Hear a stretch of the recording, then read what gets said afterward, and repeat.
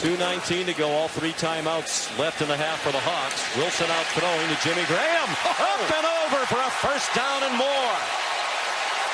How healthy is Jimmy Graham? That's impossible. Seahawks could have an NBA team with George Fant and Jimmy Graham. It's a bootleg. He's going to catch his ball in the flat and jump right over Stephon Gilmore. Unbelievable. He made a one-handed touchdown catch. And he looks like he's... Clock running. Plenty of time left for Seattle in the half with 3 timeouts. To the end zone. Graham tries for another one-handed catch and makes it. Touchdown, Seahawks. This is a circus show.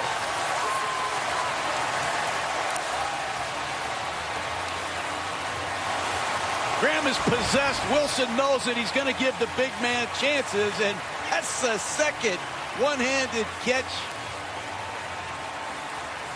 And he maintains possession.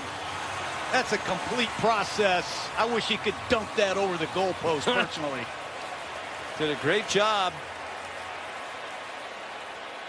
And they are reviewing it, obviously.